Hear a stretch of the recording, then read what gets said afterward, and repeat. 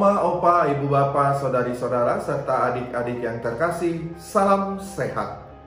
Ibu bapak, saudari-saudara yang terkasih, gereja melalui Konsili Vatikan II dalam bukunya yang berjudul Gaudium et Spes menerangkan bahwa kegembiraan dan harapan, duka dan kecemasan orang-orang zaman sekarang merupakan kegembiraan dan juga harapan gereja.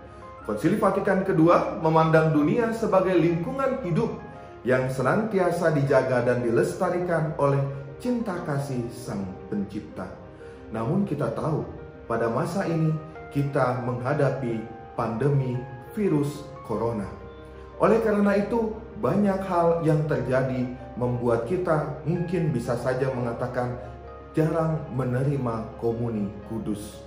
Hal ini menjadikan umat yang rindu untuk menerima komuni menjadi bagian juga keprihatinan gereja saat ini. Gereja berupaya meningkatkan kehidupan Kristiani di umat beriman. Oleh karena itu, kita tahu Ekaristi adalah sebagai sumber dan puncak untuk umat beriman Kristiani. Maka Ekaristi dan kesatuan umat beriman merupakan tantangan ketika pandemi COVID-19 menjadi sungguh mengancam bagi kehidupan umat beriman Kristiani. Maka di dalam sebuah discernment komunal Gereja Keuskupan Agung Jakarta mengambil sebuah penegasan di masa ekstraordinaria saat ini, yakni menghadapi pandemi COVID-19, maka Gereja Keuskupan Agung Jakarta melayani semua umat beriman usia di luar 18 sampai dengan 59 tahun yang memenuhi persyaratan sakramental untuk menyambut komuni suci. Maka komuni suci akan dihantar kepada mereka dari anggota keluarga. Oleh karena itu, untuk beberapa hal yang perlu diperhatikan dalam pelayanan penerimaan komuni kudus bagi mereka yang tidak bisa mengikuti misa secara offline. Pertama, subjek pelayanan. Subjek pelayanan adalah semua umat beriman yang telah dibaptis dan menyambut komuni pertama.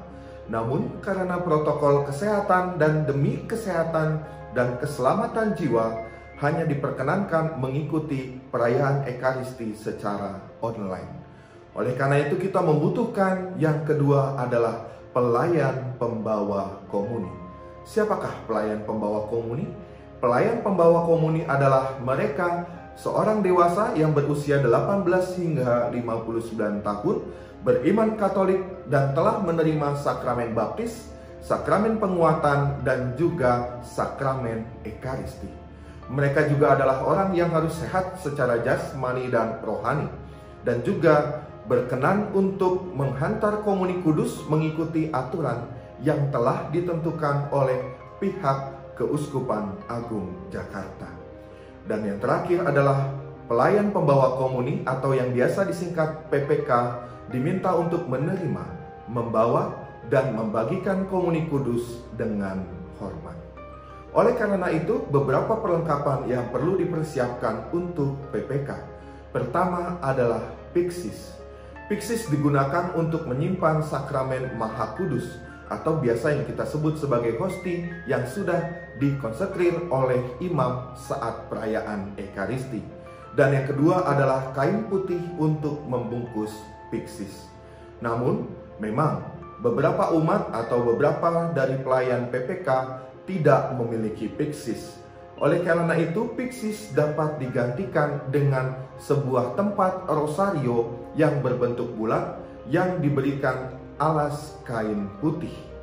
Dan juga Pyxis bisa diberikan nama keluarga. Dan juga hal berikut yang perlu dipersiapkan adalah tas atau kantong kecil untuk meletakkan Pyxis yang sudah diisi sakramen Maha Kudus selama perjalanan dari gereja menuju ke rumah. Oleh karena itu di rumah pun juga perlu ada yang disiapkan, yakni meja altar. Sebuah meja kecil dengan taplak putih, lilin, salib, dan kain putih yang bersih untuk alas tempat menaruh Pyxis. Lantas bagaimana cara pendaftaran bagi mereka yang ingin menerima komuni kudus? Silahkan mereka yang ingin menerima komuni kudus mendaftarkan diri mereka kepada setiap pengurus lingkungan sehingga pengurus lingkungan dapat mendaftarkannya ke tim admin Bela Rasa Paroki Kosambi Baru Gereja Santo Matias Rasul. Ibu bapak, saudari-saudara, serta adik-adik yang terkasih, untuk kita bisa mendapatkan informasi yang lebih lanjut, silakan Anda melihat video yang akan ditayangkan setelah ini. Salam sehat dari saya, semoga kita senantiasa diberkati oleh Tuhan. Tuhan memberkati kita semua. Melanjutkan apa yang telah disampaikan oleh Romo Albertus Monang Rianto Sidabutar mengenai penerimaan sakramen Maha Kudus, pelayan pembawa komuni dibagi menjadi dua, yaitu pelayan pembawa komuni offline dan pelayan pembawa komuni online. Berikut video pedoman bagi pelayan pembawa komuni online. Beberapa hal yang wajib dipersiapkan untuk membawa sakramen Maha Kudus. Sakramen Maha Kudus dapat dibawa dengan menggunakan piksis. Jika tidak memiliki piksis, dapat diganti dengan kotak rosario. Sebelum datang ke gereja, pelayan pembawa komuni wajib mencuci piksis atau kotak rosario dengan menggunakan air dan sabun hingga bersih, atau dibersihkan dengan menggunakan cairan alkohol dengan kandungan alkohol minimal 70%.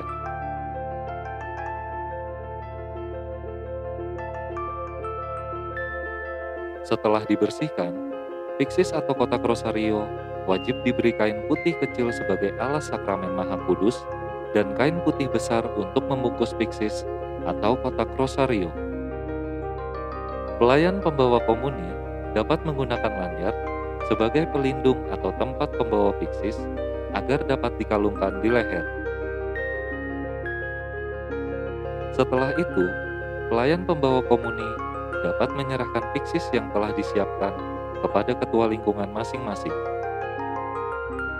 Kemudian, semua piksis yang telah dikumpulkan oleh ketua lingkungan dapat diserahkan kepada petugas TGKP di ruang sekretariat gereja setiap hari Sabtu pukul 12.00 sampai dengan pukul 13.00.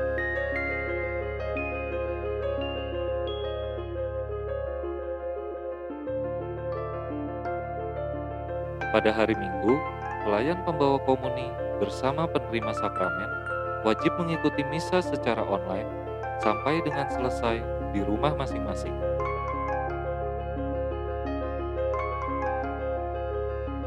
Setelah selesai mengikuti misa, pelayan pembawa komuni dapat datang ke gereja untuk mengambil piksis pada pukul 10.30 sampai dengan pukul 11.30.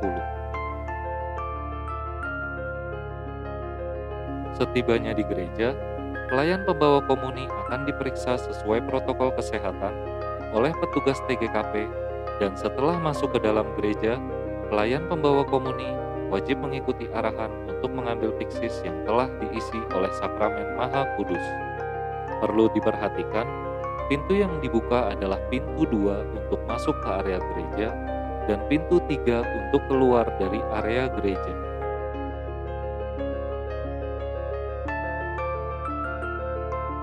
Sebelum masuk ke ruangan untuk mengambil piksis, pelayan pembawa komuni wajib mencuci tangan dengan menggunakan hand sanitizer pribadi atau dengan hand sanitizer yang telah disediakan.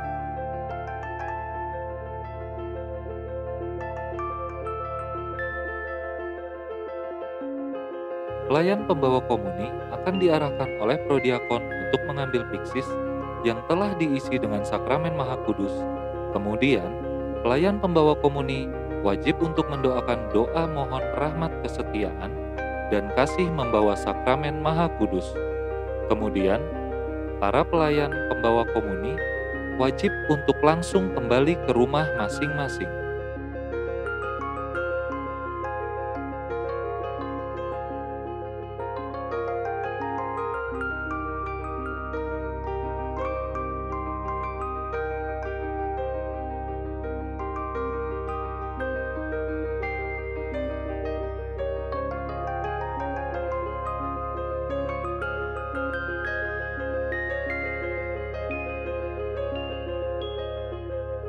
Setelah selesai berdoa, pelayan pembawa komuni harus langsung kembali ke rumah masing-masing.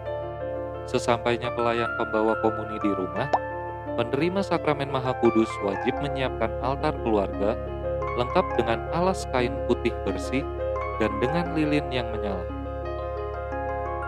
Sebelum membuka kain putih pembungkus piksis, pelayan pembawa komuni wajib mencuci tangan terlebih dahulu.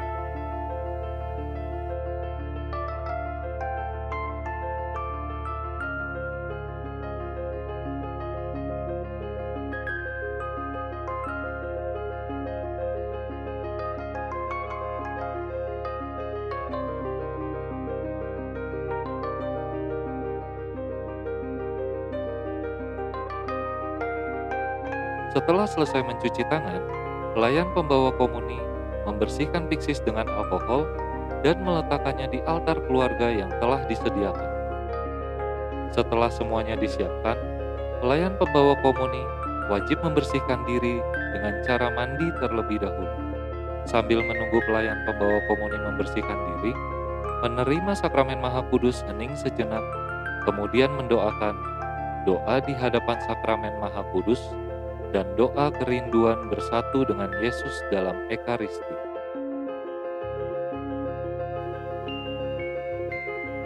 Setelah pelayan pembawa komuni membersihkan diri, secara bersama-sama dengan penerima sakramen, pelayan pembawa komuni mendoakan doa Bapa Kami dan Anak Domba Allah.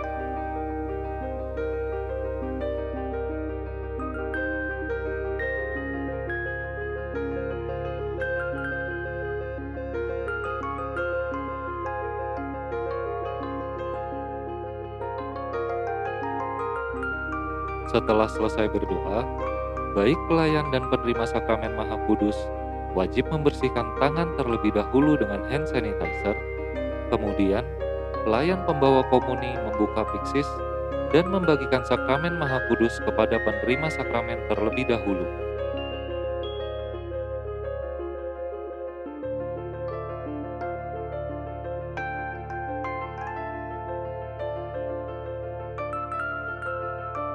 Kemudian, petugas pembawa komuni baru bisa menyantap sakramen untuk pribadi.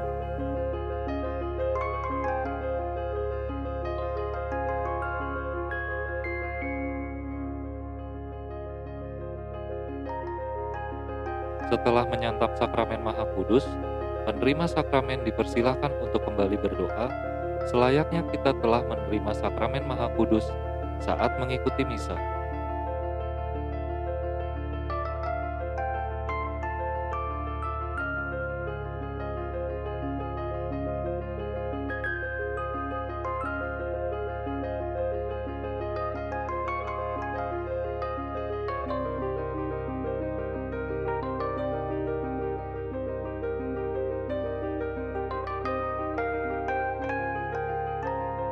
Dan setelah selesai digunakan, piksis wajib untuk dicuci kembali dengan air dan sabun, kemudian disimpan dengan baik di tempat yang layak. Begitu pula dengan kain putih yang telah digunakan, wajib untuk dicuci kembali. Terima kasih atas perhatian dan kerjasama Anda dengan mempelajari detail dari video ini, agar perayaan Ekaristi dapat berjalan dengan lancar dan tidak mengganggu jalannya misa. Jaga jarak, jaga diri, dengan begitu kita juga menjaga sesama kita. Anda sehat, kami pun sehat. Tuhan memberkati.